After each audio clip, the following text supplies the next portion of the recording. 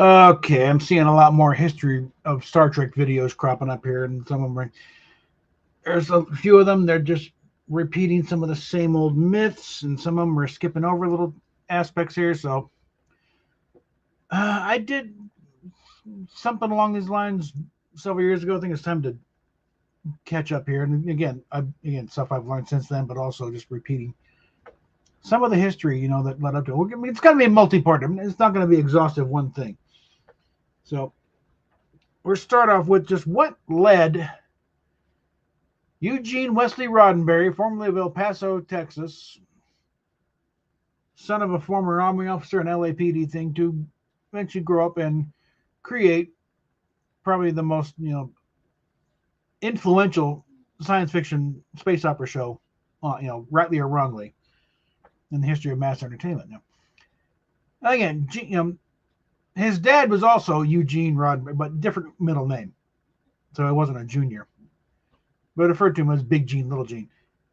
Yeah, like I said, born in El Paso around 1920. But when he was about 2 years old, they moved to California, moved to Los Angeles, where I guess, Big Gene had a job at, as a police officer. And I think this kind of plays into why I've always kind of had a little thing. I can kind of see where Gene's head was at. Because it's a similar thing. Because I was born in Fort Worth, Texas, but we moved to, when I was a baby, we moved, to a couple places in Kansas, and then to North Glen, suburb of Denver, when I was when I was 3 years old. I just realized I haven't got.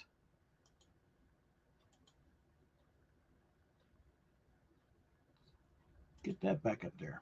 There. Had it off for a while for another stream. But, so I'm kind of similar type of thing, because father with, Texas upbringing, slightly contradictory thoughts, because Gene picked up a lot of, the ideas of how the world should be everything from his dad, which often contradicted with other things his dad said, and was a little bit objectionable. But that kind of thing, and moving to something like, because something I found out when I was out in California is California and Colorado culture is very similar. Because I had a girl I was hanging out then, she would tell him what she'd say and what she thought was an inside joke, but I understood it. I was like, But anyway, Gene was kind of a bit of a sickly kid. And, not, asthma, legs didn't quite work right, And he managed to find refuge in science fiction stories at the time and comics and stuff. He really fell in love with John Carter of Mars type of thing, and other stuff. And it really helped him, through the childhood, because it, kind of taught you what it was like, you don't quite fit in. It's a very good literature for people who are kind of misfits. It's true today. It's true back then. It's literature for the oddballs, and that's that also kind of goes why members of fandom sometimes tend to be a little flakier than others, because we have a higher percentage of people who don't quite fit in socially, so the social skills are a little lacking. But that's another issue. But Gene, and tells about very active imagination, which confounded his parents sometimes. Like, there's a time when he's supposed to be helping his dad clean out the garage, but while his dad's cleaning the garage, and in his mind, Gene is facing the firing squad bravely. And the bullets catching him, he's spun to the ground, and all these the parents looking like maybe he had some kind of new seizure, And another time where he's a couple of big soap carts, back in the day when soap came in great big boxes, big crates. And then a thing where he's pretending he's sitting in one of these things and pretending he's like Buck Rogers in his spaceship. He's got another box on top of him. It's an enclosed ship, and as he's going around and fighting whoever, Killer Kane or Ming the Merciless, whether it's Buck Rogers or Flash Gordon, he hears his folks wondering if last year's asthma has led to this year's brain damage. So, but that's the kind of kid you like doing this sort of thing, and other people, friends, would you'd be able to share stories with, commiserate, but as he grew into adolescence, his body, would kind of, actually got a little stronger than usual. He really, big athlete. And again, science fiction helped in that too, because, but the perils of being too strong a body. How do you deal with the lesser beings? And he grew, and eventually he was, he's born in the 1920s, so the early 20s when World War II comes along. And like everybody else caught up, we got to fight the bad guys. So he signed up for the Army Air Corps, became a bomber pilot, B-17s, flew in the Pacific. Couple of incidents, they was cleared on him. It wasn't his fault. Apparently there were some casualties. He lost a few crew members, but he served admirably. Got I think got some medals, like a Flying Cross. Came back, parlayed that into a career as an airline pilot, like most pilots do. And one rather notable incident, he was actually riding, but he was kind of what they call deadhead, where he's hitching a ride on a flight. It's he was with Pan Am, but he's hitching a ride on a flight. The flight crashes in Syria in the desert. He's sitting in the back. The crew apparently was up front was killed, and he's able to shepherd the survivors through to get to the safety. Occasionally having to negotiate with some of the locals. And this is all feeding in there. And also, he was also a big, admirer of. He loved the C.S. Forster, Horatio Hornblower stories, or the high sea adventure kind of thing. And all this kind of percolates in here. And then his own personal adventures, like been having to deal with these natives to keep the people under his stead, get them to safety. I mean, it's all fed into the thing. His little magpie mind kept squirreling away all this this stuff. Eventually, he gets back to back home, back to Los Angeles, and kind of follows his dad's footsteps and becomes joins the LAPD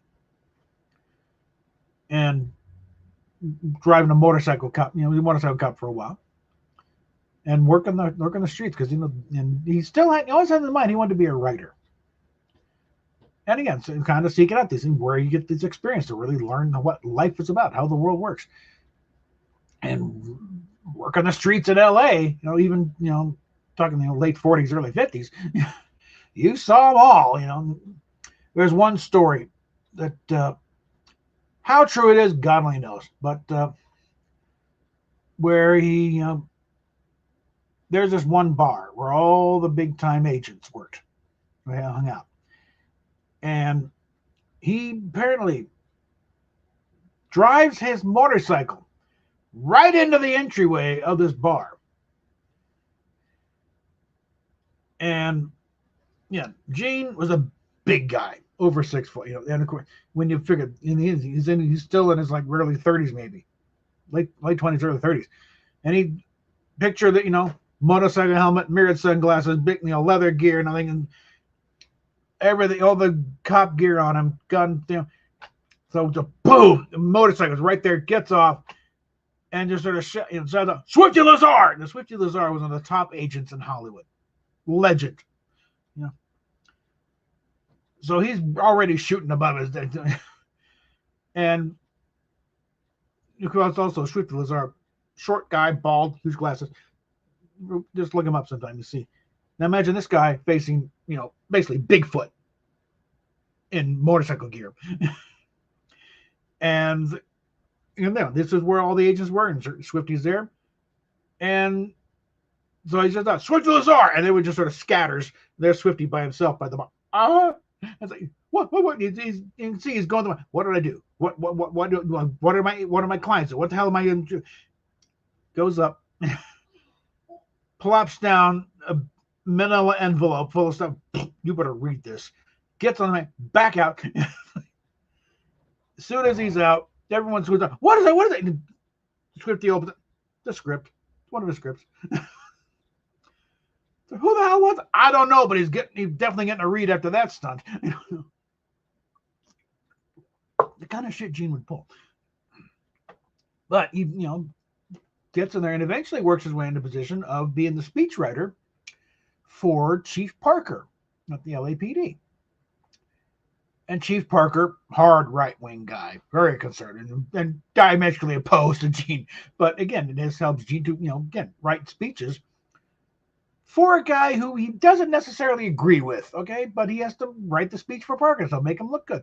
Put the argument forth from the other side. So he's putting all this stuff, together. How to put, both sides of a thing together and, get the audience to think and make their own minds up here. But it's all feeding him. And also he was put as the liaison for these various TV productions that want to do cop shows. Like, you would really get in tight with the guys who worked on Dragnet. So he probably dealt a lot with Jack Webb. That was his baby. So this whole thing, the name is, based on actual cases, this is like, they would talk to Roddenberry when he was there about the case. Yeah, here's a good case. This is a good story. And then eventually started feeling, well, okay, making these contexts, it's time to start writing my own stories. Now, oddly enough, his first sale was not one of his cop shows. He wrote a lot of cop shows, Highway Patrol, Mr. District, things like that. But his first sale was actually The Secret Defense of 117. It was an Alcoa theater, and it was a science fiction show. And actually, the lead on it was Ricardo Montalban. So Montalban would come back. He showed up in The Lieutenant later, but get into it. But he started working contacts and getting to know writers and how to properly write. And he would start submitting stuff. And he had a lot of stuff for Highway Patrol and other shows at the time. But also Westerns. Did a few Westerns here. Eventually he settled on Have Gun Will Travel. He would claim to have become the head writer on Have Gun Will Travel. Got contradicted a bit. There was no head writer for Have Gun Will Travel. He did write more scripts than any other writer. He had 23 sales to Have Gun Will Travel, but there was no head writer. But eventually that parlayed into getting his own show, The Lieutenant, in 1964. Little tale about the travails of Lieutenant William T. Rice. Yes, eventually the T would be revealed to stand for Tiberius. But what life is like in the peacetime Marine Corps and all the issues that they got to deal with. They're being trained to go out and kill people and break things, but you're living in Southern California, and it's like you don't get to go kill people and break things. You got to deal with regular life and all that stuff. And they had stories like, people wanted to come in and do movies about the Marine Corps. They had a thing with Leslie Parrish, with spoiled actress who's doing the movie, and his son met Leonard Nimoy because he was the brash, bragging, producer or something, or doing a writer movie about the Corps, mainly about an officer. They were going to do a hell of a story, and they were going to make a hash of it too. So Gary Lockwood, he's playing Lieutenant Rice. I've been trying to steer this in the proper direction. And you see a lot of guest stars that showed up on Lieutenant made their way onto Star Trek. Either as cast member or just guest stars. A lot of people. Like I think a lot of it's why they go, hey, remember that thing we did on the Lieutenant? Want to come and do my sci-fi show? That sort of thing. And I imagine Robert Vaughn played Gary Lockwood's immediate superior, the captain. I suspect that if Robert Vaughn hadn't already been signed to Man from U.N.C.L.E., he probably got the pitch, hey, want to be a starship captain? Yeah, that would have been interesting. But, the U.N.C.L.E. sold, a year or so before while he's still developing Star Trek. So, James Gregory played a colonel, in the recurring part. He was like Robert Vaughn's superior. And, yeah, you had all kinds. Just look it up sometime. You'll see a bunch but also see Dennis Hopper was in this one episode. Don Marshall was a black and a white Marine who had a prior conflict before they were both in the Marine, back when they were both in high school. This episode was called To Set It Right. Contrary to legend, the episode did air. It did cause some problems. because, again, part of the way they got the show to function, be able to make the show on budget and make it a lot better show than we normally, was they had the cooperation of the Pentagon, specifically the Marine Corps. They were able to film at Camp Pendleton and use actual Marines as background extras and equipment and stuff, and show them how to maneuvers, not have to use stock footage, but actually, hey, Roddenberry's back with his show. Who wants to be up for a detail? That's right. Well, they didn't take kindly to any kind of racism being portrayed within the Corps. Right. Like that never happens. Okay. Take it from someone who was in the military. Yeah, it happens. Like, it still happens here and there for various reasons. We're not going to go into it, but it's also probably the best way for minorities to get ahead. And where they will, regular society, it's like blacks make up 13% of the population. They make a lot more than 13% in the military. Okay. So if you got a problem, you're going to have problems in the military because you're going to be, encountering a lot of black people. Most of them will be your superiors. But they had this story, and the Marine Corps said, we're going to pull our support if you air this episode. And NBC, it's like, yeah, we got you can't do this episode. They've already done it. When they screened it, no, we're not going to allow that. Well, Roddenberry screened it for the NAACP, and they said, no, this must be aired. This is an important episode. This is the story that must be told. And of course, this put NBC in the position of because again, this is the early 60s, and civil rights is on the ring. Like, they weren't about it. These are progressive people. They good liberals. Kennedy hadn't been dead long. And the Civil Rights Act is marching through Congress and on its way to President Johnson's desk. They don't want to be seen as on the wrong side of this. So yeah, they want to promote this stuff. They don't want to look bad in front of the NAACP. But Roddenberry did kind of shame them into actually airing the episode and making good enough threat. The Marine Corps pulled their support, and the remainder of the series, which wasn't much left, but they had to make do with other stuff. Then suddenly Roddenberry's out there playing drill sergeant, getting a bunch of extras to run March straight, and have to scale down to the back. We're getting back in the back lot,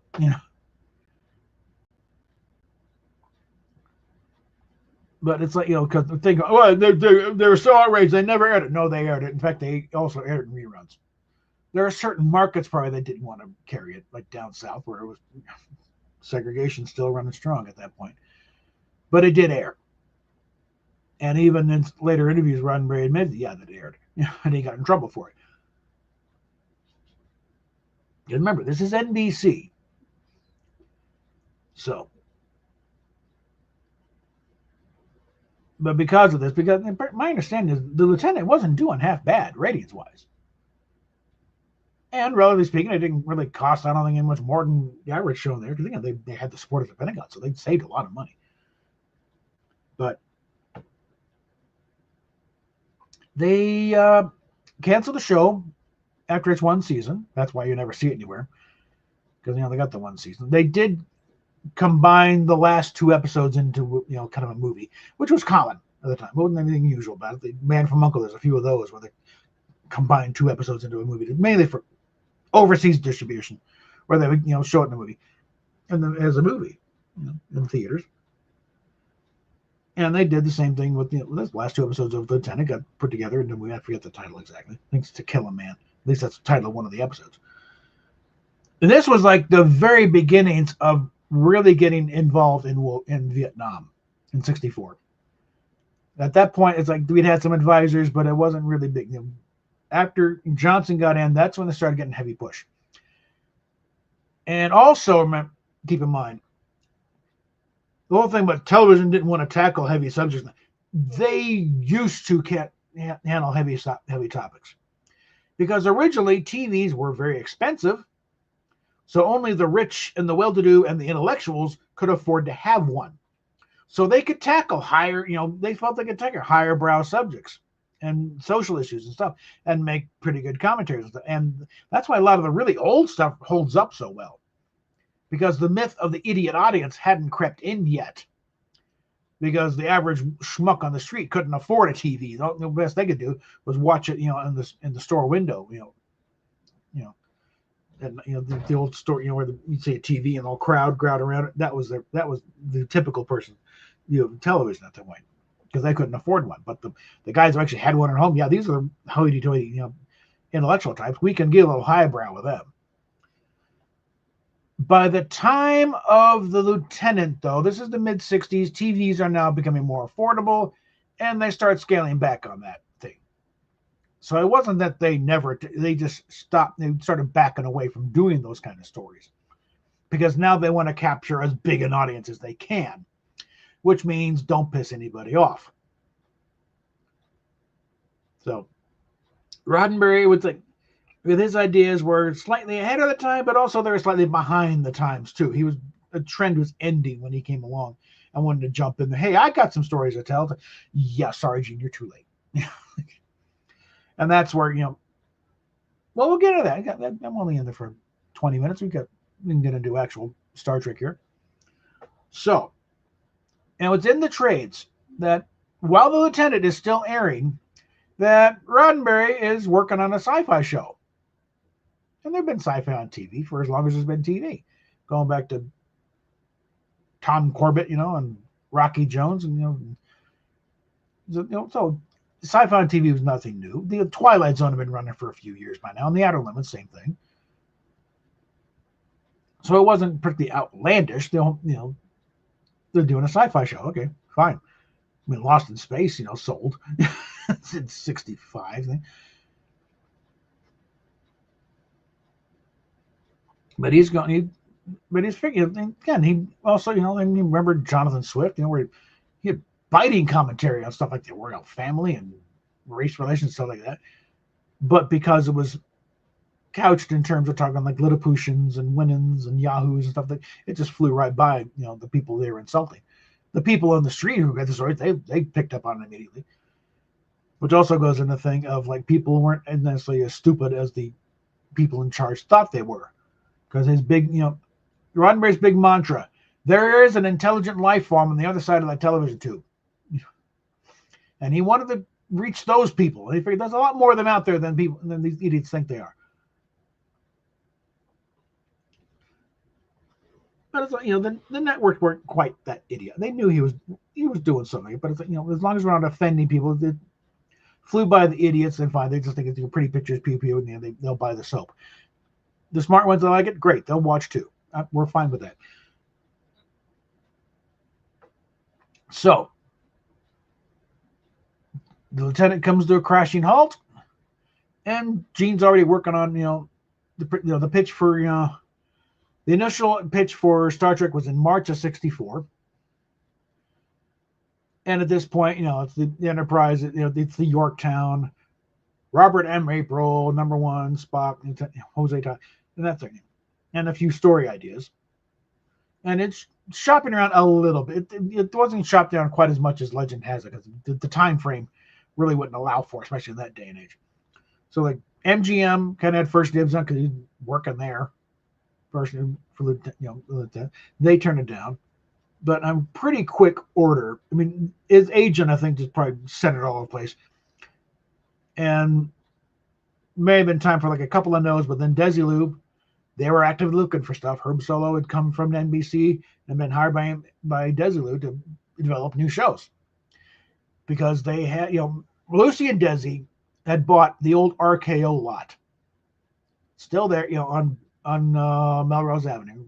Literally next door to Paramount Studios, or Paramount Pictures. There was just a fence separating the two of them. And they had a lot of empty sound stages. They ran out a few things to other shows, but they wanted to develop their own programming. I mean, Desi was gone by now. This is, now Lucy is the majority shareholder. She's married to what's his face. And they want to start developing, they want to become a major player and developing their own shows, not just renting out studio space to everybody else. And so Herb Solo comes in and he starts taking pitches, And one of them is from Gene Roddenberry in his Star Trek idea. And something, a few things they leave out in some of the cases where they're talking, he just sort of, show, here's my show. No, no, it wasn't just Herb and Gene.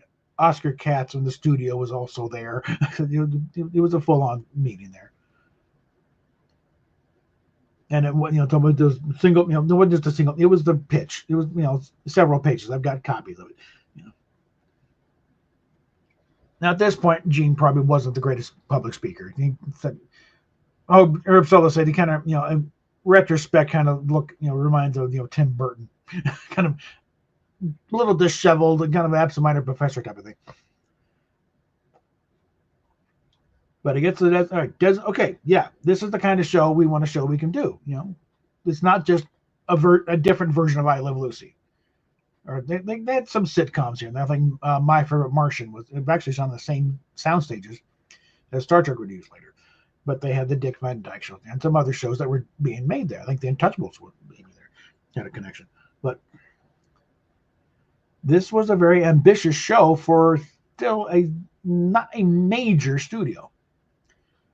The major one was literally over the fence. And also Mission Impossible was at the same time. And again, this is the height of Bond mania type thing. So hey, this is our start. This is our Bond. This is our spy show. CBS had Wild Wild West going.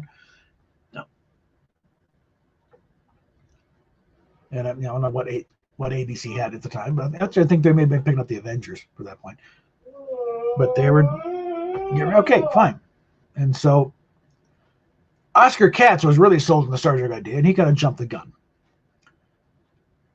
And because of the relationship between Lucy and CBS,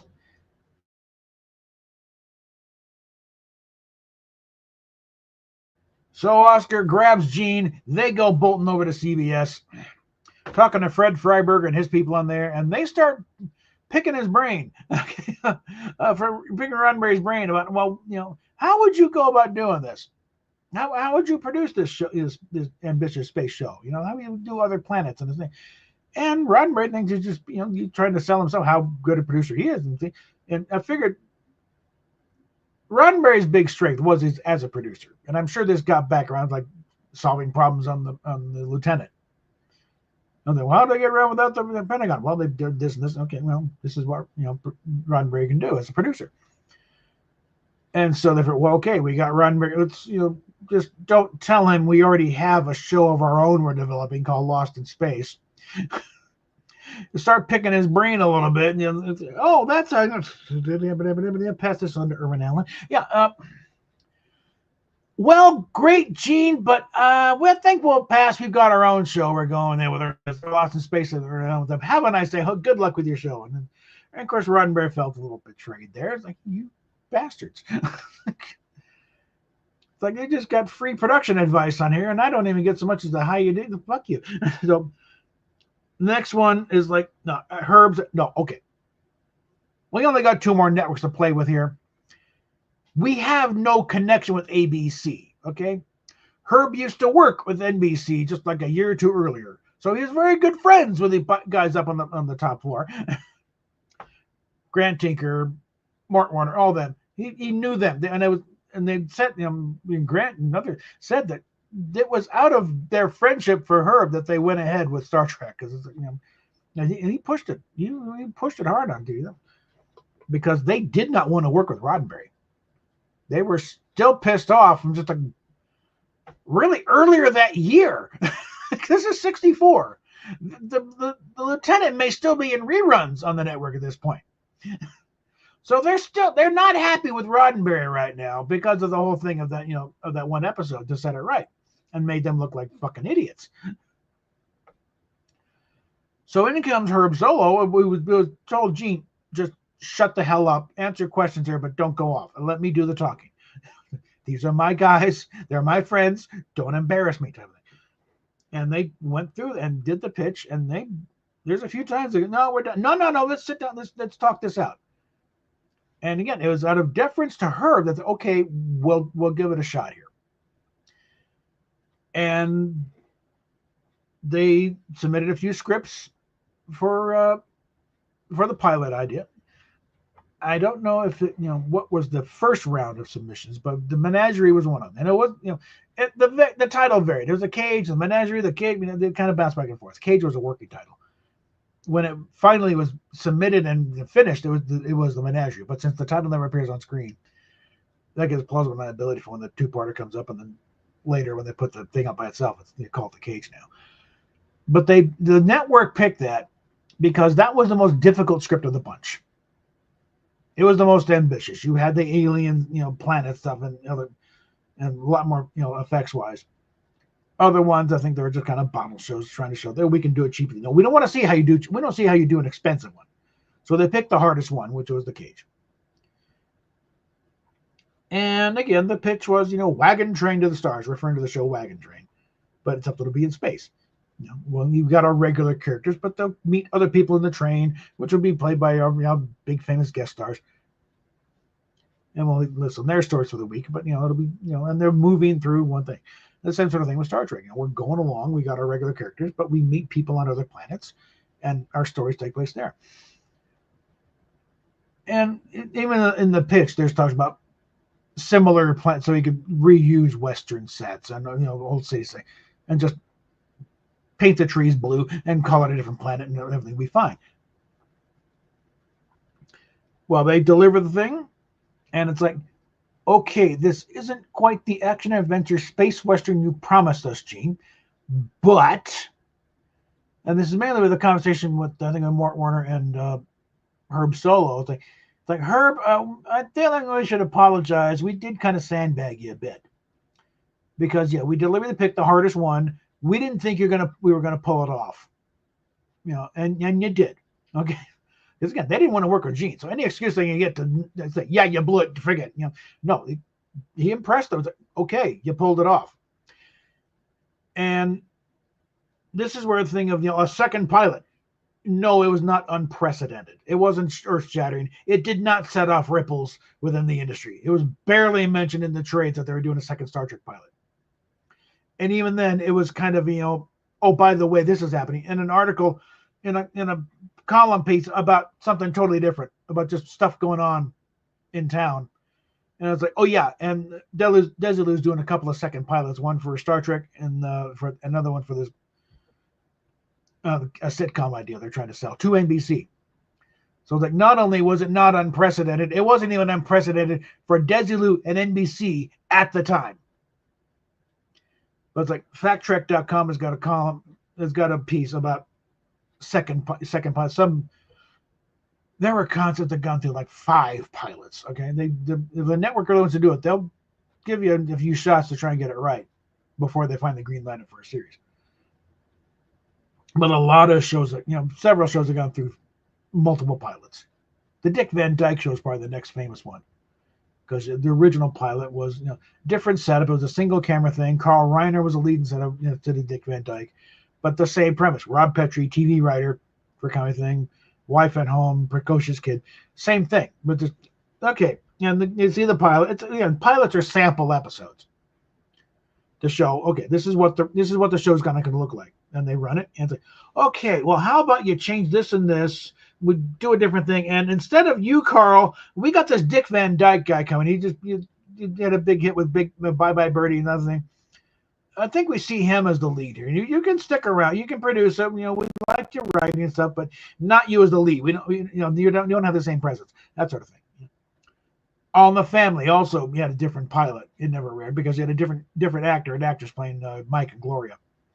That sort of thing. And that's why also I contend, well, I'll get to that in a minute.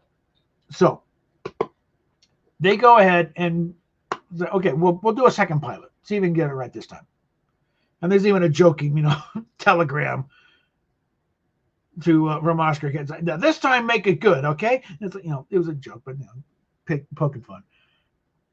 But it's like they pulled with the look of the ship and the feeling of things. They thought, yeah, okay, you pulled it off. We believe this was on a ship in the future, and these guys are out there doing this stuff. But it's like, let's do it. It's better be proper action adventure this time, or else. Okay, you're on thin ice as it is, Roddenberry. Don't push it. And so they again, it's still a pretty heady thing. You're talking about what happens when somebody assumes this ultimate power, but the end, the fight with Bill Shatner getting in a fist fight with a god. So another thing is when Roddenberry's putting this all together, Gary Lockwood had already agreed to be in 2001. And this is 64. It took a while to make that movie. Kubrick was not exactly known for working fast, but he's already signed for that. But it's not going to start for a while. So, and Roddenberry, you really want, I want you for this. I want you to play this Gary Mitchell guy. It was good to sell because Gary Lockwood was still a household name at the time because the Lieutenant, again, was probably still in reruns when they're talking to NBC. And he'd also done some, getting some work, so he was known. And again, it wasn't a small thing that he was doing 2001. So it helps to have established stars on there. And Shatner was also, getting some pretty good notice because he was an up-and-comer. He had, just come off of a lawyer show on CBS called For the People, which was getting great reviews. And, it's a brilliant show. And it's kind of a cinema verite thing. But it had the misfortune of going up against Bonanza. Nobody was watching this little black and white show on CBS when you got Bonanza at full color on NBC. It's really building up at this point. It's like, it died rather bad. And I saw an episode there. It's a very, Martin Sheen was in it. Kind of the troubled teen type of thing. But he was available. And Bill Shatner was a sci-fi fan from the long time back. So he was open to sci-fi, And then he was definitely looking for work because he had also done a pilot for a Alexander the Great show, which Shatner described as combat in drag.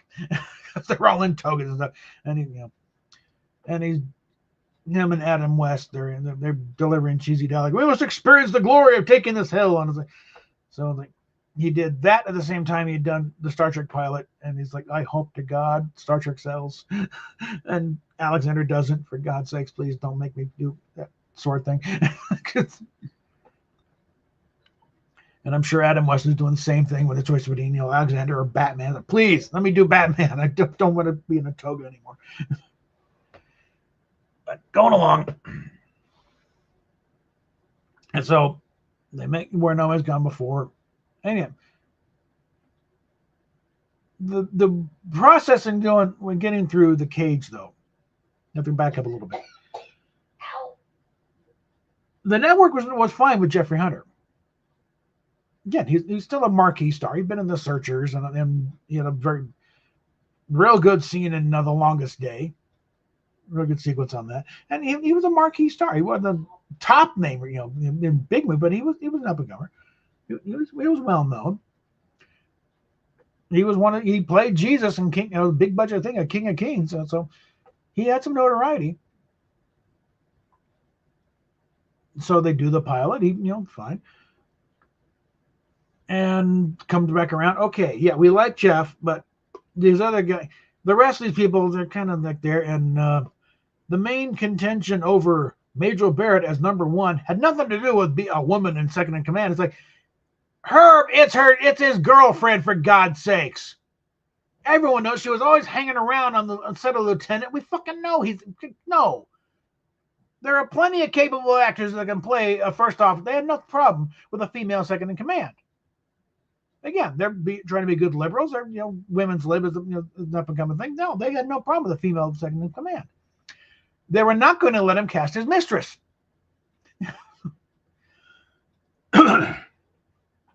Now, of course, Gene can't go back to Majel with this news.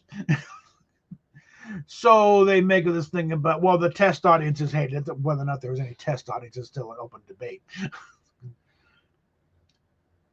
But no, who does she think she is? And yeah, she's fucking the producer. That's what she thinks she is. But so blamed it all on the sexist pigs in the front office. Rather you got caught. No, you're trying to cast your girlfriend as the female lead. Not going to work. But they also had the thing is like, why you ready to get rid of the guy with the ears? No, you'll piss off the Bible Belt with them pointy ears on there. I'll make them think, look, he's Satan. And that wasn't, he did, and Gene did. You needed an alien character to really sell this thing that they are out there in space, and and again, Gene being the magpie recycling brains, like, okay, well, let's see. The whole point of number one was she was very cool and calculated, a computer-like mind. So like, well, I still want that aspect of it, a very unemotional, logical character to look at the situation dispassionately, and we'll fold this into Spock. Okay, and then from there, well, why does he have that? Well, then there's our build of the Vulcan, background and stuff like that. And also that worked in because, again, playing against Jeffrey Hunter, and this is something Nimoy pointed out, that you want to play different. You don't want to play the same guy, And Jeff Hunter, very internally very fine actor, but very, very controlled, very, very cool character, which kind of prompted Nimoy to be a little more excitable and thing, because he's not going to play the same thing, Because an old joke about one actor playing, well, how are you playing this part? I'm playing it nothing. No, well, you can't do that because I'm playing nothing. You can't do it. You got a variance. So this worked out. So the story with Jeff Hunter not coming back was that he wanted a time off occasion to still do the occasional movie. Then there's some quabbling over that. So because he never saw the pilot. He didn't. So they wanted to bring him, and let's look at what you did here. So how good your work is. He didn't come back. His wife came in. They screened it for her, and she kind of stuff that Jeffrey Hunter is a movie star. He does not do television sci-fi. Stormed on out. And apparently, Roddenberry's reaction is, I can deal with Jeff. I can deal with Jeff's agent. I can deal with Jeff and a gorilla. But I cannot deal with that woman. And that kind of seals it. No, if she's part of the package, no, we'll find somebody else. We're open in here. We're not committed to him. He only signed the contract for the one episode. He's not committed to the series.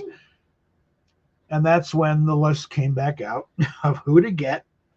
Shatner's name was on. He was on the list beforehand, but it's like he's already committed to for the defense or for the people and other things, and so they're going through. And they go through, okay, well, let's see. Lloyd Bridges was asked, well, yeah, Gene, I like the idea, but sci-fi doesn't work on the TV. It's like, well, in the time you really couldn't argue. Jack Lord wanted 50% ownership of the show. There wasn't 50% of ownership left. Roddenberry didn't even have 50% ownership. The studio had the ownership. It was split up all kinds of ways. James Coburn was offered up as a possibility by Major Barrett. They said he's not sexy enough, and she's responds like, "Don't you know?" And they went through, and eventually they, get to they get to Shatner. And again, at this point, it's like he's surviving on, no, the fruit salad thing was probably back when he was in New York, but he's got one kid at least, one or two, another one on the way. His wife's getting on it. You got to find a job, Bill. Okay. And again, he's shooting pilots. He's doing stuff. He apparently he was committed to a play. So there was a concern about that. It's like he's like the lead of this play there. If I leave, they shut it down. But but they brought him in, screened him from the pilot. And his, it's like, yeah, it's very nice, but they really need to loosen up a bit. This, they're kind of like, we're important people and we're doing important stuff. I think this is their job. I think they can relax a little bit. Okay, this is a common thing for them. And again, Shatner was a sci-fi fan himself, going back. And that's one of the things he liked about working on the show is he would actually meet some of these writers that he was fans of as a reader. But his approach was lighten up a bit, And it also, when playing Kirk, was pretty much to just play it as himself, reading the lines, but reacting as he would react in that situation, I think. So, my eyes acting up, right? Then that also worked because he wanted to be the next Olivier. And if you've seen Olivier in a thing, it's a lot of jumping around and, daring do, like his his Hamlet is like there's a lot of mayhem going on in that one that wasn't in other productions. That managed to keep Nimoy as Spock, and again now they're incorporating the computer like mind and none of which played into so playing opposite Mr. wannabe hornblower.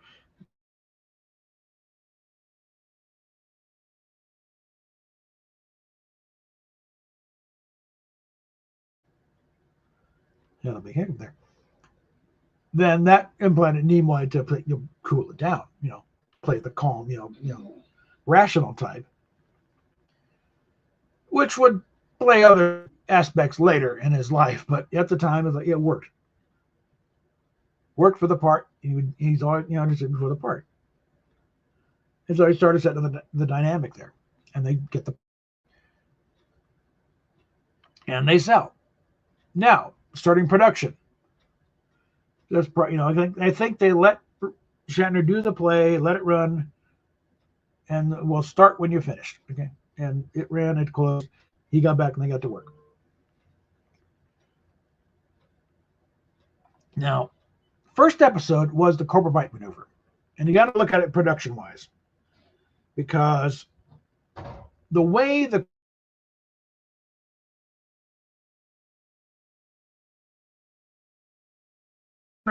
God damn it. Pretty sure the first two episodes were the first two pilots were never really intended to be aired because they are so different. Different costumes, different casts for the most part. These are just samples. They're not all pilots see air. A lot of pilots never see the air. And a lot of them that do is like the show never sold, but we got to fill something, so they'll do like it. That's what these Alcoa Theater or something. These were often a dumping ground for pilots, where they would run the thing. It's like, well, we got to do something here. So hey, we got this thing sitting around. Let's run that. Oh, got something poking my eye. I'm having a bit of a problem. But so like if Star Trek hadn't sold, you would have seen the pilot on like some little NBC theater, whatever the science fiction extravaganza, Star Trek from the creator of the Lieutenant. But but it's only because the effect Cobra maneuver, think about it, it's very effects heavy with the Fusarius and the cube and everything, and the fire in the phases and all that stuff. And they're still trying to figure out how they're going to produce these kinds of effects on a weekly basis. And they had only one effects house. They were on the thing, Howard Anderson and Associates. They took him forever just to do a title sequence because the guy was so frazzled. Because nobody done this on a TV budget. This is stuff for like motion pictures. That's another thing. It's like there's a lot of inventing the wheel going on. Because for the first pilot, the ship was on a black background. It wasn't blue screen. It was hung on a wire in front of a black background. I think the idea was, and it's something that has been used since then, where instead of having to do like a color separation, you've already got your matte right there because you got the thing, and just do a negative white out, and there's your matte for insertion there. It's kind of saving a step, but the thing is, the process at that point, it wasn't refined enough, so that's why in that opening banking shot, if you look, there's like stars going through the darker parts, I think, because they're showing through the thing. So it wasn't refined. So for the second pilot, that's when they went to blue screen and doing that. I may have to resort to a razor fisting and throw on some sunglasses, but they were, again, they're still trying to figure this shit out, and they were falling behind, and the Cobra maneuver wasn't ready, and a few other episodes, heavy, weren't ready, so air date rolls around. We're coming close.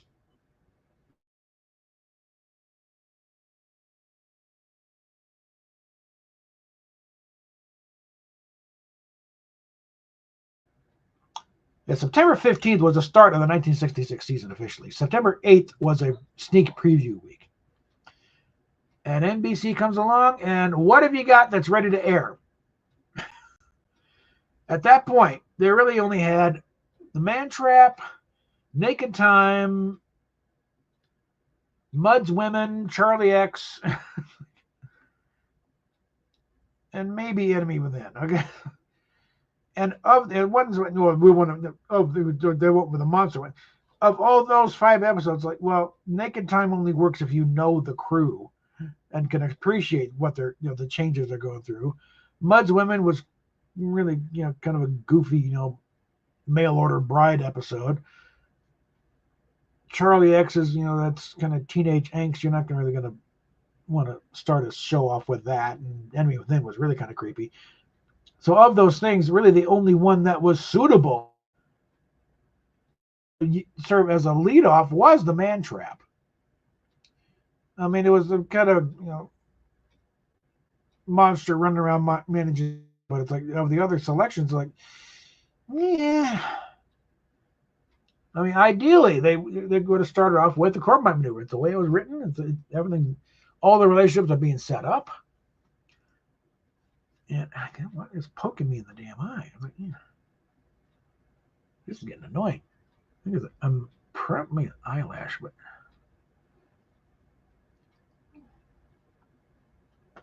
but I kind of like, why it's like, no, don't go by air date. There's nothing particularly sacred about air date order. There seems to have become a holy thing. It's like, no. That's why if we ever get the final edition of the Concordance done, there'll be in production order. Okay, I'm saying that right now, and I got Bejo's backing on that one. It'll be in production order. Because that's actually the order in which most people saw them in syndication, because that's the order the state local stations aired them in. Not that they anything, but they come in. The production number is on the film can. So, well, we got Iron Man something. Okay, there's the first one.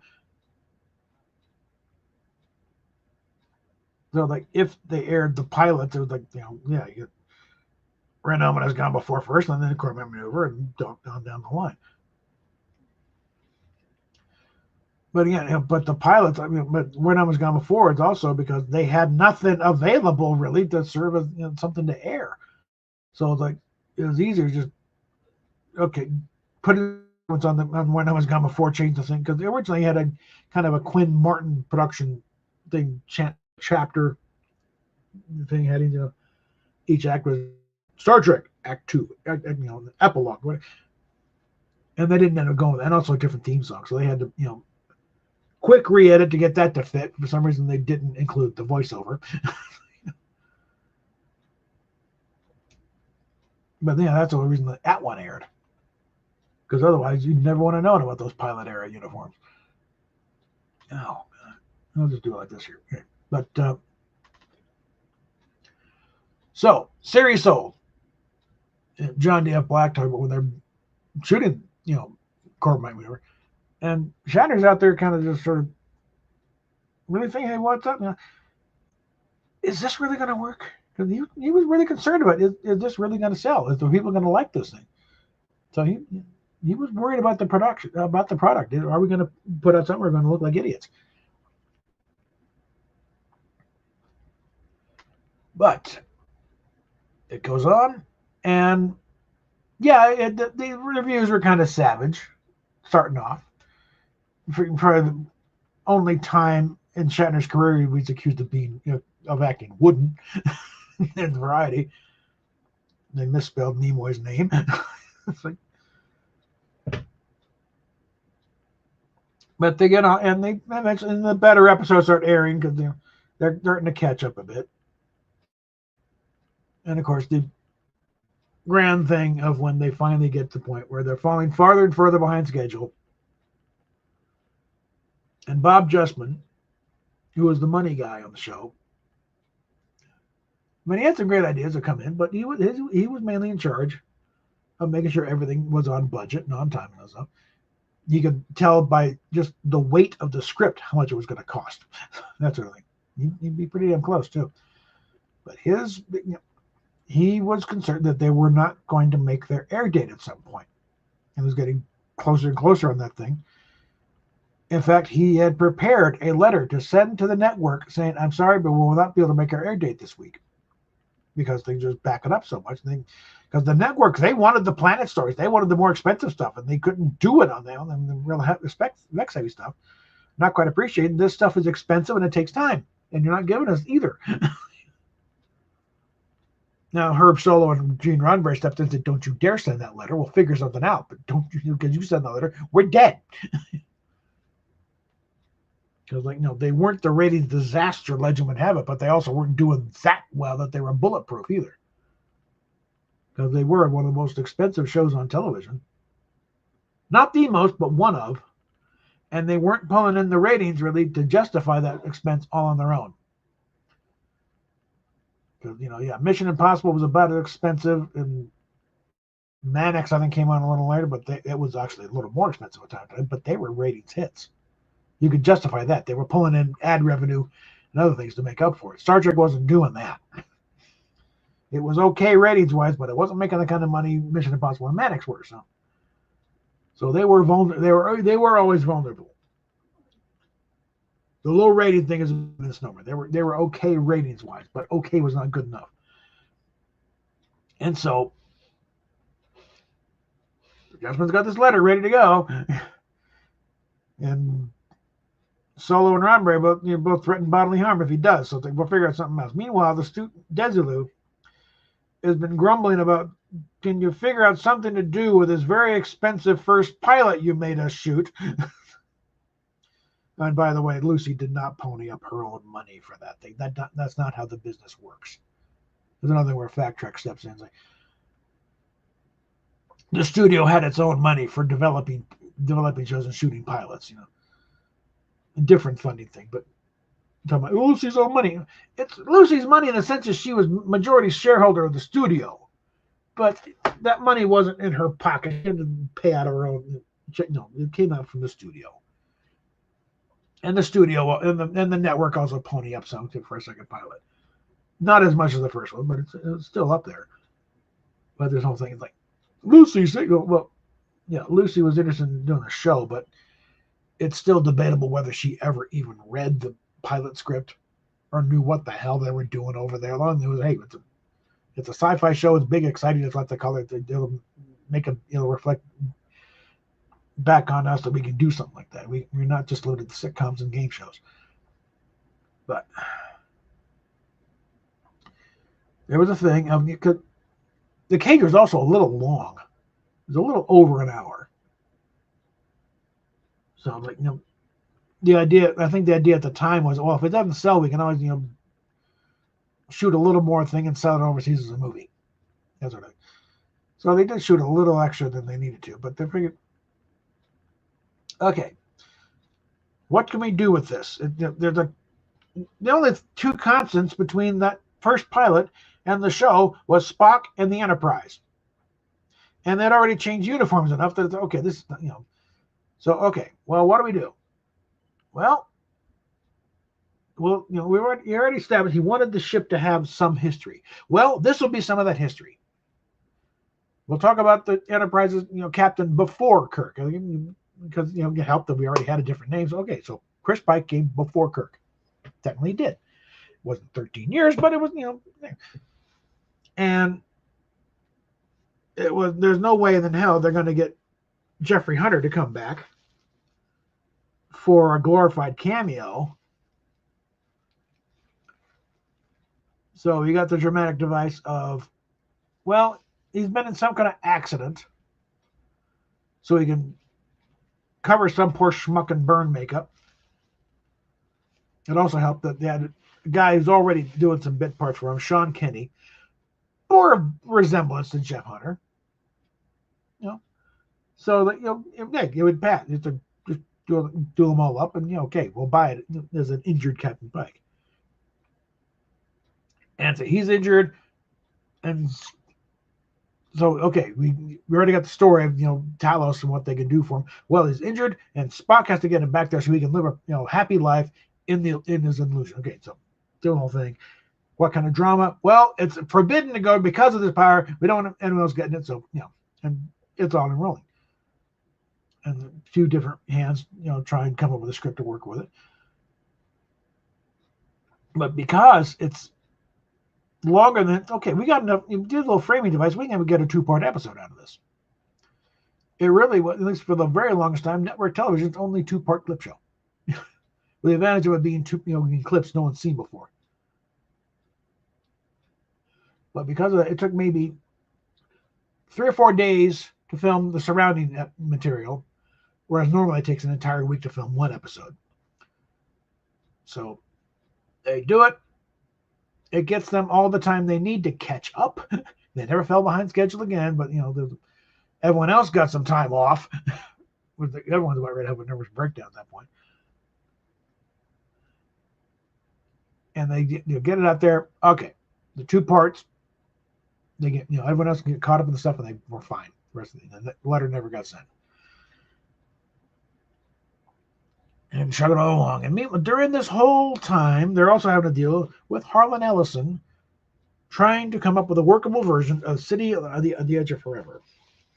Because he was one of the first ones signed to do a Star Trek episode, like right after they screened the 2 pilots at the World Science Fiction Convention in Cleveland earlier in the year. Harlan was one of the things in the time. It's like, he was touting, hey, there's time for an adult grown-up show that's not about, not just a smart-ass kid and a dumb robot. We actually do adult stories here. He was one of the big boosters of it. And he signed on early. Yes, when Roddenberry's there, and I need to get actual sci-fi writers doing this stuff, not just hacks. So yeah, he signed on early. So there's some elements of that first draft that were from the earlier time where the guy with the communicator could activate the transporter, by remote, that sort of thing. A few things here and there.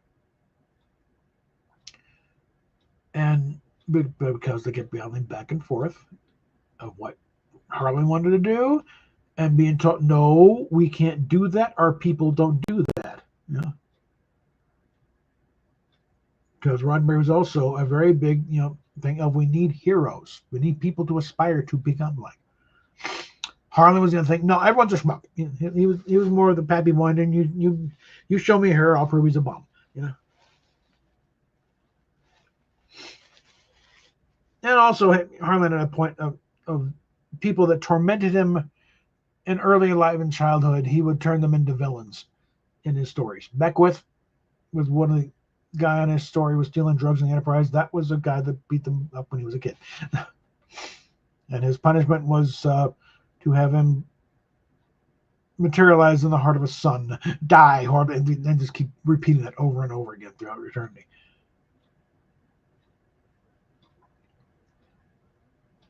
And the other thing, but the story was like, this isn't really our people. The real unforgivable sin, though, was the culmination of Edith's about to die. And it's not McCoy, not Kirk holding back McCoy from it. It's Spock holding back Kirk from going out and saving. It's Spock that saves the day. And Dorothy Montana noted in the afterward of the trade paperback regarding this. If this story had been submitted to Twilight Zone or Outer Limits, it probably would have gone largely as is, allowing for a budgetary thing.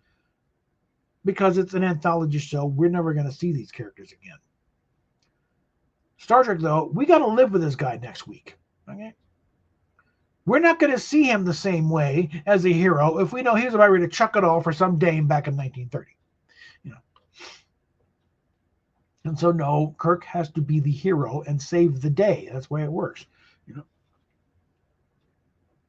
And Harlan got, nose bent in shape for the next 50 years over. But it went on. He won the Writers Guild Award for his script, but the episode as filmed won the Hugo Award for Best Dramatic Presentation in 1967. In fact, every nominee in that category for the Hugo Award for Best Dramatic Presentation of 67 was a Star Trek episode. And it was some of the big, there was like 5 of them. So City on the Forever, Trouble with Tribbles, Doomsday Machine, Mirror Mirror, and I think Menagerie won the year before. But there's one other, I have to look it up. But they're all Star Trek episodes. It's the first time that had ever happened in the Hugos. All the same show.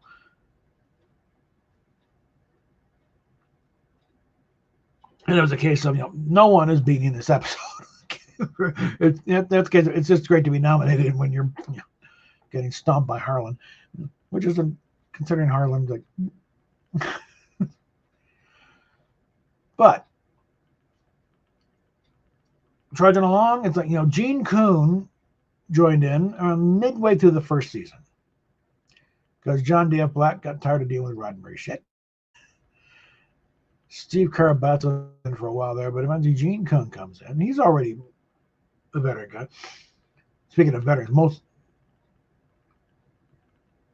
most of, if not all of the upper, the production staff and some of the cast were veterans of the military. So you didn't have to have anybody come and be a military advisor. So this is how, no, they all knew. They'd gone through basic. They went through training. Yeah, Roddenberry, the B-17 pilot. Robert Justman was in the Navy. Matt Jeffries was an engineer on B-17s in Europe. So that, like when they first met, Roddenberry and Jeffries, they spent the first 15 minutes reliving the war, telling old war stories. Well, Gene Coon was in the Marines in the war in Korea. So again, they knew. They know how to tell them how things operate on the show. They read it. They've been able to write it. And Gene Coon had already, gotten quite a few. He'd been written for the Wild Wild West. He wrote the first regular episode of McHale's Navy, so you definitely the comedy type thing. But and part of the interview process was Coon's in there. Gene Coon's in there with Roddenberry. They're talking, and in talks Nichelle Nichols behind Roddenberry, wearing nothing but one of Gene's sweater vests. And what got Gene Coon the job was not his resume, but the fact that he didn't flinch. Like, yeah, whatever. This is the kind of set you're running, Roddenberry. Fine, great. I'm just here to write. That's what got him the job. The fact that in walks Nichelle almost naked and nothing, yeah, fine. We'll go with it. But going on along there's at one point around the time that they're losing Gene Coon because of, not because of the arguments about, there's a lot of comedy. No, Gene did not have a problem with the lighthearted episodes. He'd written stuff himself. The pilot back in the day, APO 924, was really kind of mashed before it. It was a World War II story, but the characters were doing some hijinks on there. One of them, a couple of them had created an ice machine, and they were selling the ice cubes at a quarter a piece to the guys out in the Pacific. So, he was not opposed to comedy. Even episodes he wrote, there were some funny lines here and there. But he cited in a letter that he wrote to Shatner, Nimoy, and D. Kelly, calling them on the carpet for the shit they've been pulling, kind of batting above their pay grade type thing and trying to call the shots on this show. They'd set up a little rehearsal table off to the side where they could do read-throughs of the thing, and really, everyone uses Shatner of stealing lines, or, they were all doing it. Shatner, Nimoy, and Kelly were all swapping lines back and forth. No, they don't see that. No, this should be your line, and really kind of pushing the other guys aside. And it wasn't so much stealing lines; it's just cutting them. It's like, we don't need that. No, that's slowing things down. And again, it was more of a line towards, does this get the story going? We only have a certain amount of time. We don't have time for Sulu to have his little moment, or like, no, we need to get to the story on. And so there was a lot of lines cutting. And Nichelle would occasionally go, "Hey, Bill, that's my line, goddammit." And the rest of them just whatever.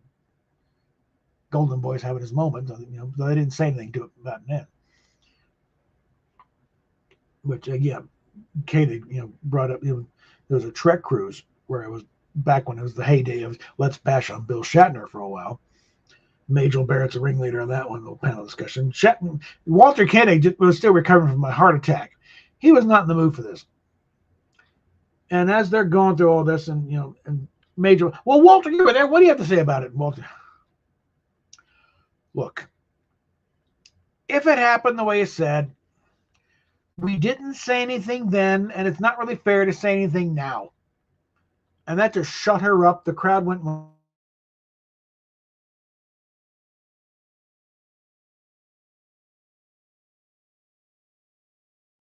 damn it.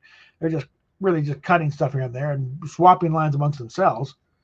It's like, this is really more of a Spock line here. And it was holding things up.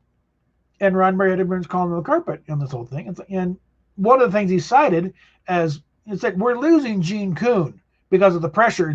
And it's no small part because of you three. Because you're boxing everything up here. And pretty much laying on the law. Look, I'm the executive producer of this show, okay? We're going to land on the law. No, this stops now. We're going to get this thing back on track. We're going to start playing by the rules. My rules. And he called each of them out. Said, yeah, all three of you are to blame for this, situation right now. And so they got, I think the rehearsal table got shit canned on there, and they put it all. No, enough of this. Okay. So yeah, we value your opinions, but you're not going to run the show, okay? Your name is not on the executive producer credit. Mine is. Shut the hell up and do your jobs at some point.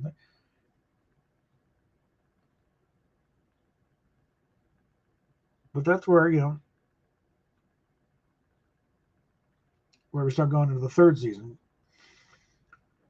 Gene Coon lasted about a little past the halfway point of the second season. When again, he was under. There was some personal stuff in his life I'm not going to go into, mainly because I don't remember fully. I don't want to speak on things because it was very personal stuff. But the pressure got so much, I'm on the verge of a nervous breakdown. He had to finally just get away.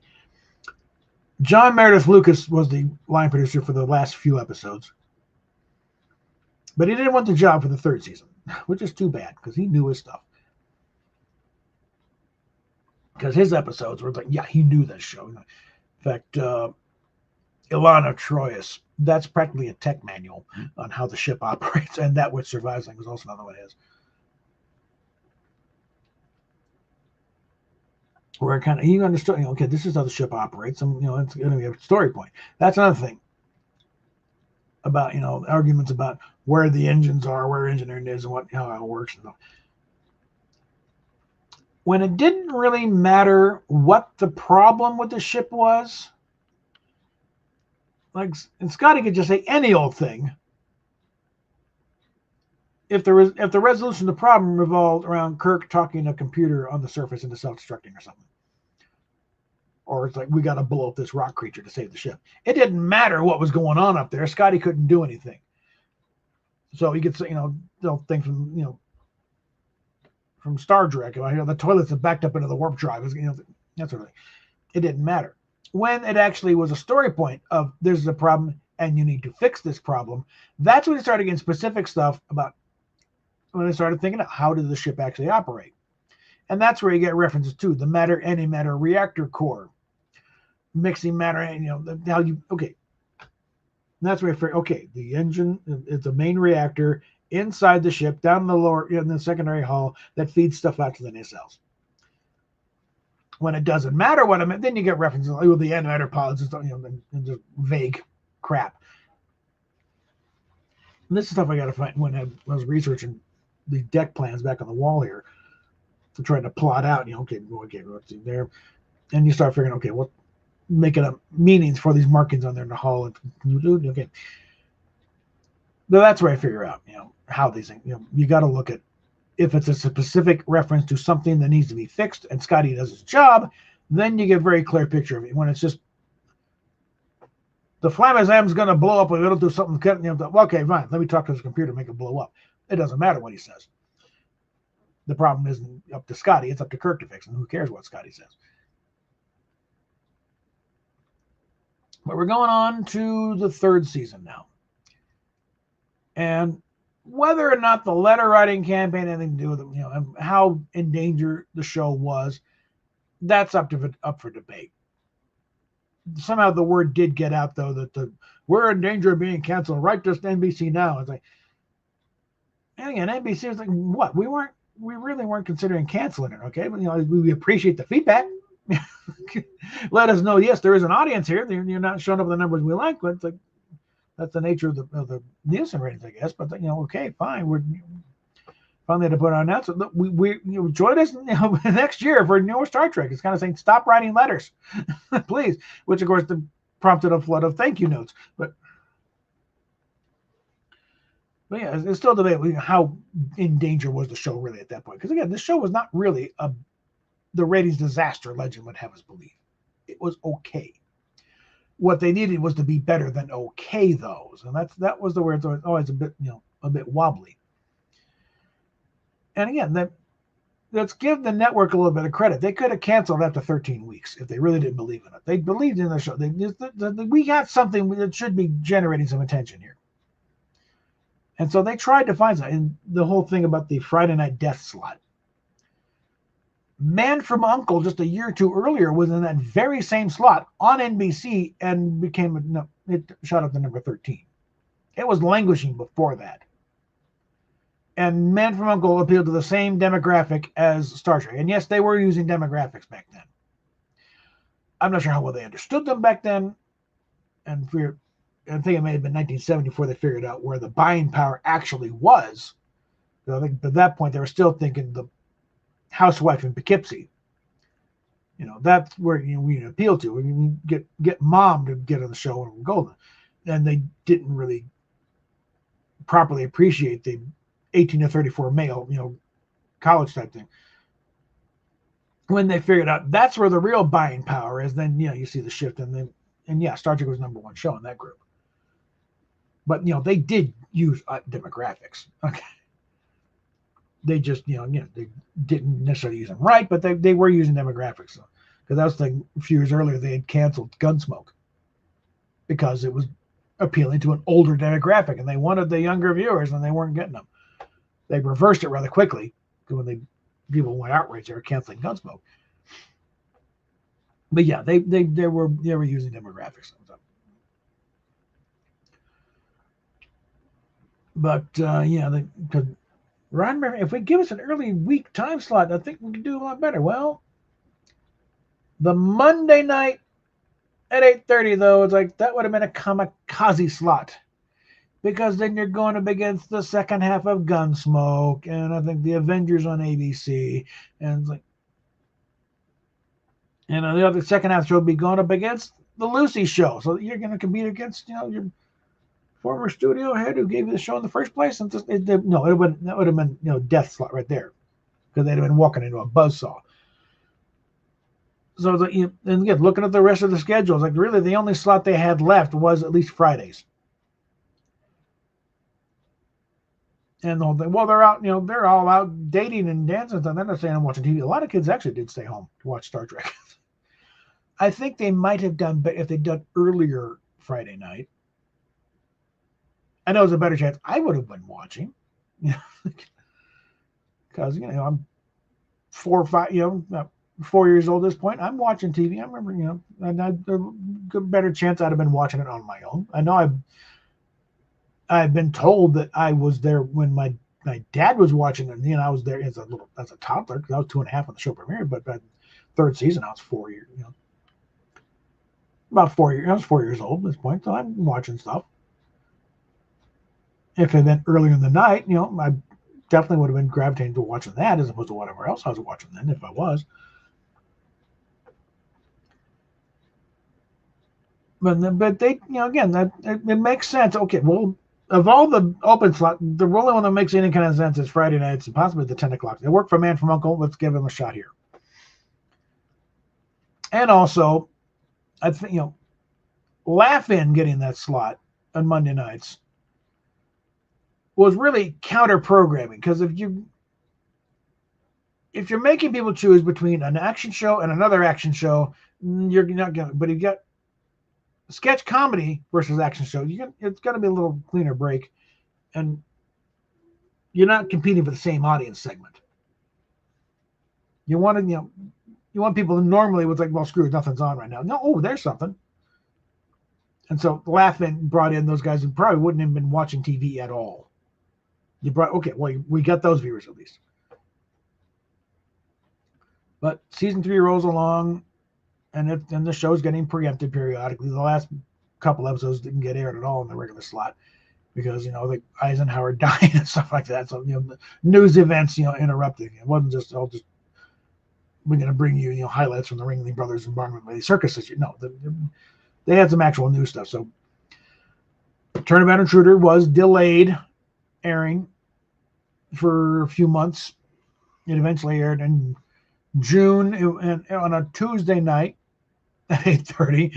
But by then, also it was clear that, because actually the syndication deal that everyone touts about, that was actually agreed to when Desilu and Paramount were smashed together by Gulf and Western. Because one of the things, the Gulf Western, they primarily were sugar producers. They didn't know anything about production. The Paramount side, they're still mostly movies. They could defend themselves better than Desilu. It was like, well, this is how one Gulf Western guy came in. Why is he doing 10 takes? Do it in 2. Do it over. And it's like, not understanding. No, sometimes it takes a while to get this thing. And so they're cutting the budgets on probably every show on the Desilu side, which is now Paramount Television. So they're all getting axed, but Star Trek being that it is was more vulnerable to it because they really needed the money more.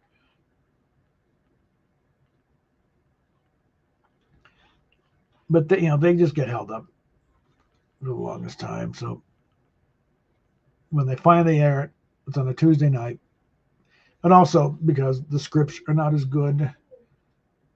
It's by this point the ratings are really starting to get bad because the fans, this is not the show we fought to keep on. There, Freiberger supposedly, Gene had said Star Trek's not a comedy. Or Freiberger told me David Gerald, Star Trek's not a comedy. He didn't like the Trouble with Tribbles.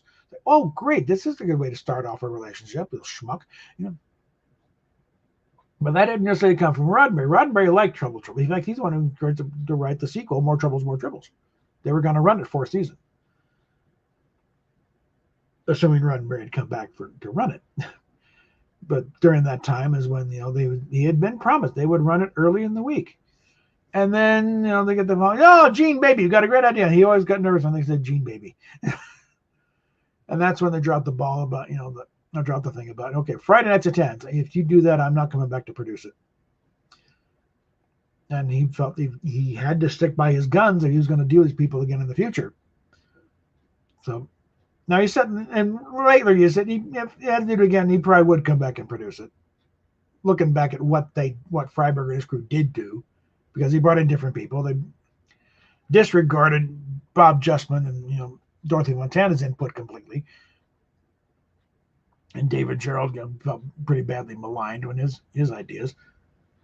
So in retrospect, he said, no, I think actually I probably would come back and do it anyway, because their way of doing it was different from the way we did it, and that didn't work. Frankly, what they should have done is promote Bob Justman to line producer. He'd been with the show since the pilot stage, and he knew his stuff. He was ready to be an actual producer, and then they should have done that. But best he got was co-producer with Fred Freiberger, and if I put, screw it, I'm out of here. Now, whether or not it would have made it past the 3rd season at that point, God only knows, but because the fix was in at that point, because Paramount was looking at, with cutting the budget. They'd already made the syndication deal, because I figured 3 seasons, well, that's enough. There's enough of a following for this show. They'll tune in. It's barely enough. And so they knew that whatever happens, it's going to the reruns package. We'll start raking in the residuals. And so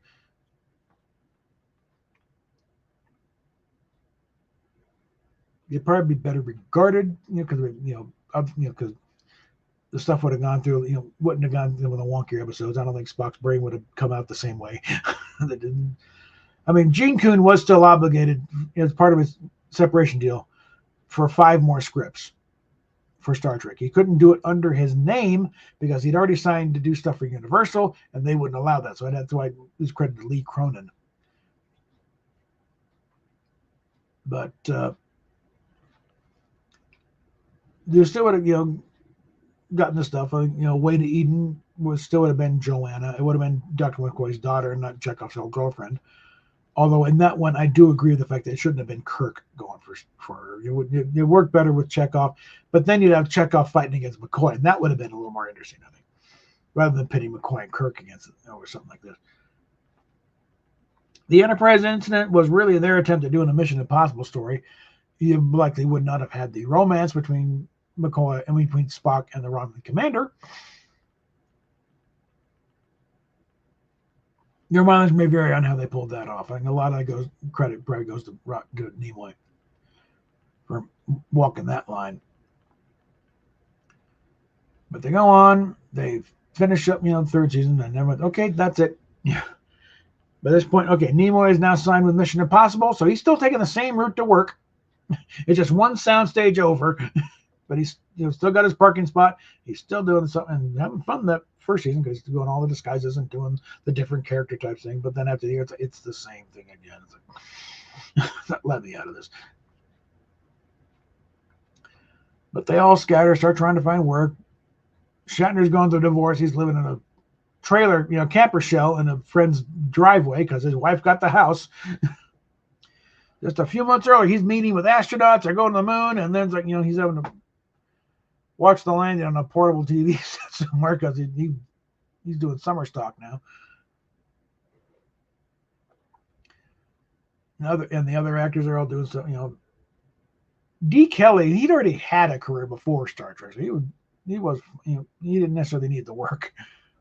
But the other ones, it's like they're struggling, and the conventions came along just in time because these people needed money. Okay, that's why you see the other guys doing the convention circuit a lot because they're not getting work.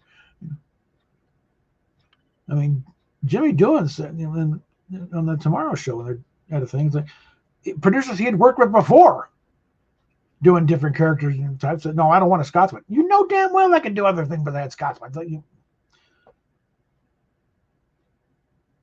I think Nichelle tried to get her stage career going back again and doing cabaret stuff.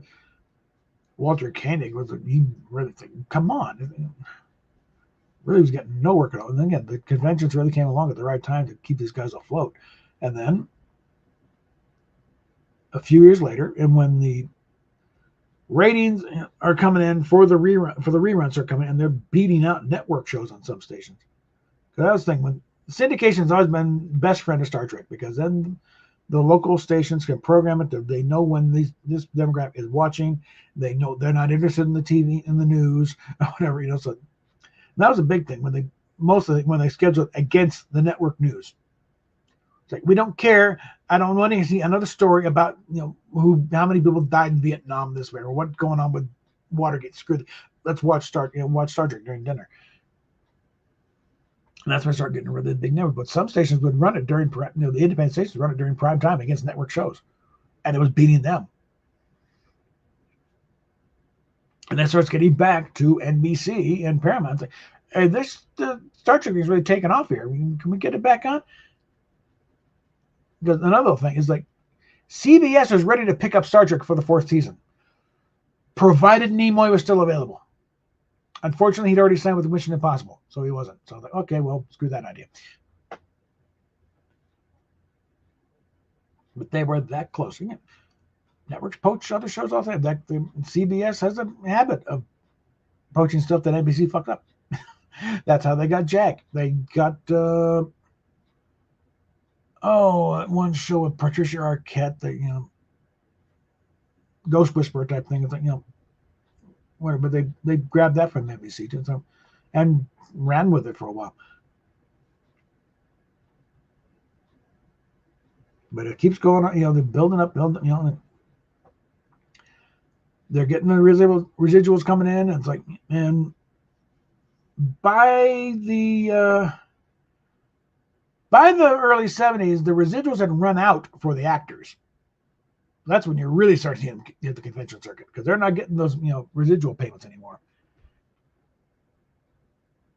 because the contract at the time only ran for like the first 5 times an episode is run, they get a check. Well, they went past that very quickly. So, but they start, okay, there's something we can do. Can we put this back on the air? That's what Tom Snyder said. Look, NBC's not having the. They'd have to rebuild all the sets. They'd already been broken up and scattered. There's still some pieces of it at UCLA in the theater department, just flats, whatever. God only knows where at this point where the helm console is and the command, and they're all scattered to the 4 winds. You'd have to build that up all over again. And you got a cast now that they know how much they're worth and they're going to ask for it. And so there's that expense. It would be too expensive to try and put it back together as it was. But they had been talking, Roddenberry and Filmation had been in talk, even back as far as 69 goes, of doing a cartoon version of Star Trek. Because Filmation had already been in the thing of doing cartoon versions of live action shows. Because they did, Gilligan's Planet. They did, eventually they do stuff with the monkeys, or not the monkey, but the Osmonds and the Jackson 5 and, other stuff. And so the idea was, typical kiddie type thing, where they'd have kids on the show, partnered up with the adult characters. But again, that kind of graded badly with Roddenberry, so it never happened. But the artwork's there, and they had a relationship already. They've been talking. So into the 70s, and it's like, is there any way we could do that? Well, by the way, we were talking to Filmation a few years ago about doing a cartoon. Maybe we could do that. Because it's all animated. All we need is to bring in people for the voices, and we're only limited by what you can draw. And so they're start going at it. But one of the deals they want to get Roddenberry is he had full creative control. He wasn't going to put up with any more bullshit from the network saying you can't do this, can't do that. No, it's the 70s now. Get with it. It's my show. We're going to do it right. And at this point, it's like, and Filmation is still interested in doing it. Okay, well, they think, no, we're going to do. It's not going to be a kiddie Star. It's going to be Star Trek in animated form. And we got all these scripts for we had and story ideas for 4th season. We're going to do some of these.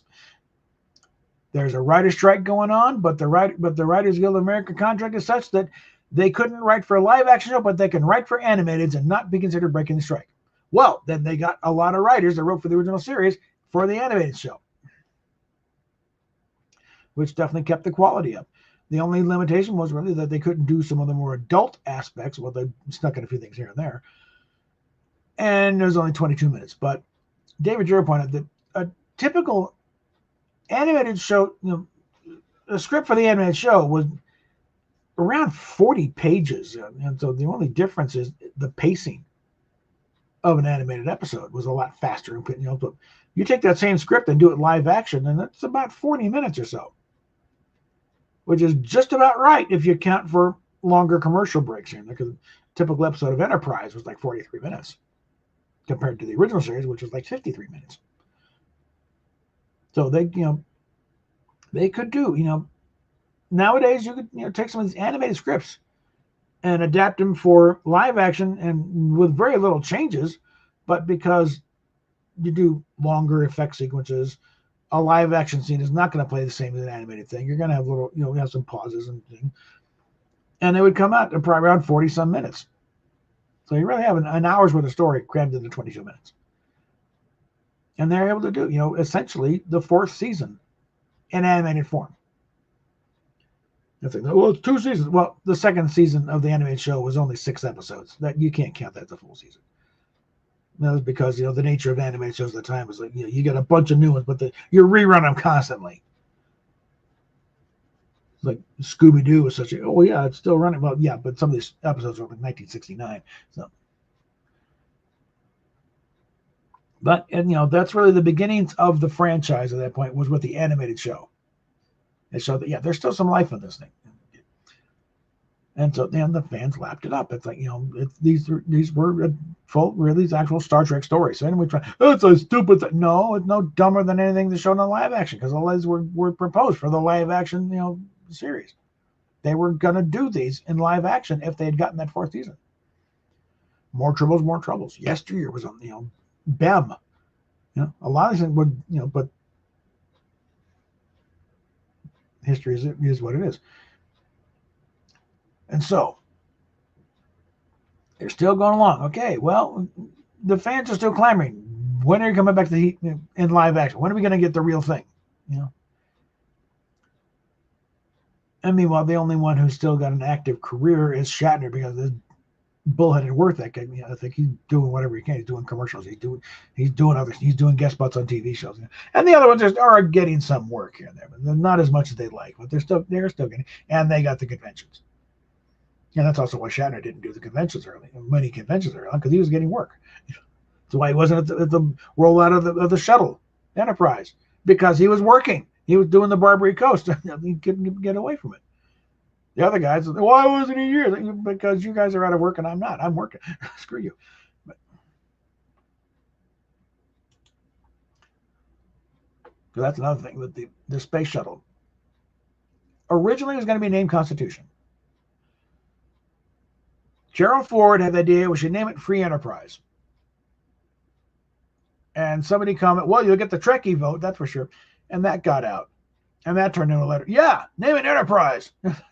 And that took off from there. Well, and for see, because NASA normally is rather adverse to taking cues from the sci-fi. The upper branches, upper rings of NASA, they don't like doing that. I wonder how they got talked into naming the show Shuttle Discovery.